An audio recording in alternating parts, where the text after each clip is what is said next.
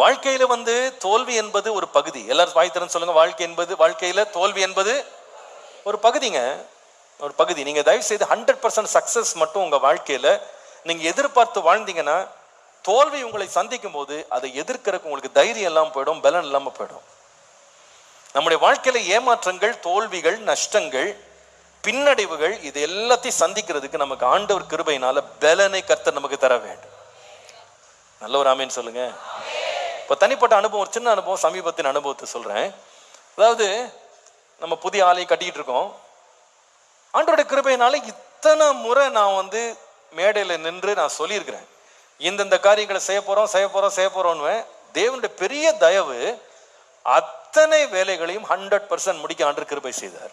அத்தனை வேலை, ஒன்றை கூட ஆண்டவர் நம்மளை கைவிடவே இல்லை. எதுவுமே தடைபடலை, எல்லாமே நடந்து முடிஞ்சுது. ஜூன் மாதம் 11ஆம் தேதி 2023ஆம் ஆண்டு நேசரத் ஹாலை டெடிகேட் பண்ணி முடிக்கணும் அப்படின்னு கர்த்தருடைய நடத்தல் இருந்தது. விசுவாசிச்சு முன்னேறினேன். அது நடக்கவே நடக்காது, முடியவே முடியாதுன்ற சூழ்நிலையில இருந்தோம். அப்பாவே என்கிட்ட சொன்னாங்க, அதெல்லாம் வேண்டாம்பா, இதெல்லாம் நமக்கு பிரச்சனையில் மாட்டிக்கிட போறோம்னு சொன்னாங்க. ஆனா எனக்கே ஆச்சரியம்தான், எல்லாருக்கும் ஆச்சரியம்தான். கர்த்தர் அதை செய்து முடித்தார். அப்பா டெடிகேட் பண்ணாங்க. அதை அடுத்தது ஒரு தேங்க்ஸ் கிவிங் வைத்தோம். அடுத்தது ஒரு தேங்க்ஸ் கிவிங், ஒவ்வொன்றுக்கா ஒவ்வொரு டேட் வைப்போம். குட் ஃப்ரைடேக்குள்ள இதை போட போறோம், குட் ஃப்ரைடேக்குள்ள உட்கார போடுவோம், கிறிஸ்மஸ்க்குள்ள 31 டோரை போடுவோம். எல்லாத்தையும் போட்டு முடிச்சோம்.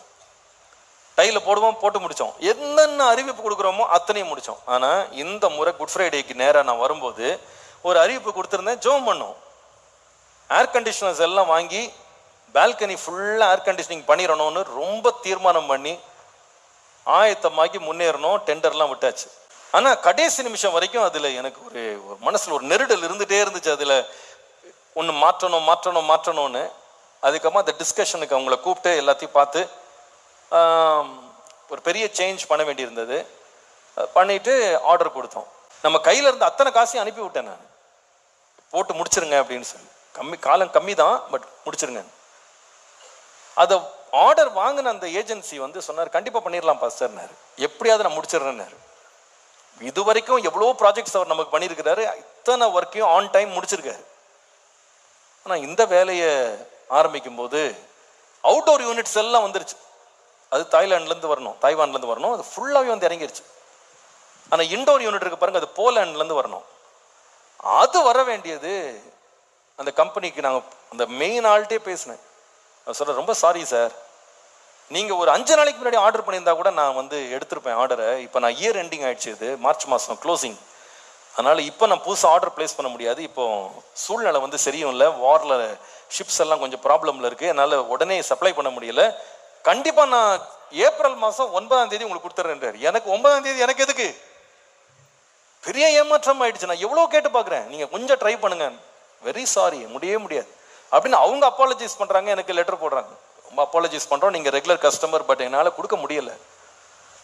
இப்போ எனக்கு என்ன கேள்வி வந்துருச்சுன்னா, சர்ச்சில் வேற சொல்லிட்டேன், அன்னைக்கு வர்ற ஆளெல்லாம் என்னப்பா ஏசி போட்டேன்றாங்க, காத்தே வர மாட்டேங்குது, குளிர மாட்டேங்குதுன்னா எல்லாரும் யாரை தான் பார்ப்பாங்க?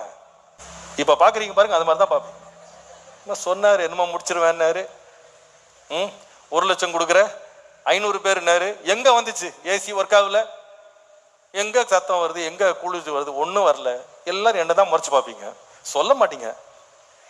செய்தி நல்லா இருந்துச்சு பாஸ்ன்னு போயிருவீங்க. ஆனால் மனசுக்குள்ள என்ன பண்ணாரோ தெரியல, இதுக்கு எதுக்கு இங்கே வைக்கணும்? அப்போ இது ஒரு தோல்வி தானே. ஆனால் ஆண்டவர் அந்த தோல்வியை ப்ராசஸ் பண்ணுறதுக்கு எனக்கு உதவி செய்தார்.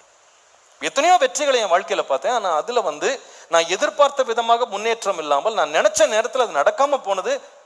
நான் பிலீவ் பண்ணுறேன், இந்த கட்டடம் கட்டப்படுதோ இல்லையோ, என் விசுவாசத்தாண்டு ஒரு வழி பண்றாருன்னு நான் நினைச்சேன். என் வாழ்க்கையில நிறைய பாடங்களை எனக்கு கற்றுக் கொடுத்துருக்கிறாரு. ஒரு பக்கம் விசுவாசம், இந்த கடந்த 2 வாரமா சகிப்பு, தோல்வியை கையாள்றது, ஏமாற்றம் வந்தாலும் சந்தோஷமாய் தொடர்ந்து முன்னேறது, விசுவாசத்தை விடாம இருக்கிறது, கர்த்தருடைய காலத்துக்காக காத்திருக்கிறது, இந்த மாதிரி நிறைய காரியங்களை கர்த்தருக்கு போதிக்கிறத நான் உணர்றேன். இதை பாரு, உங்க வாழ்க்கையில எத்தனையோ ஜெயங்களை எடுத்துட்டு ஒரு டிப் உங்க வாழ்க்கையில வரும்போது, are you ready to face it?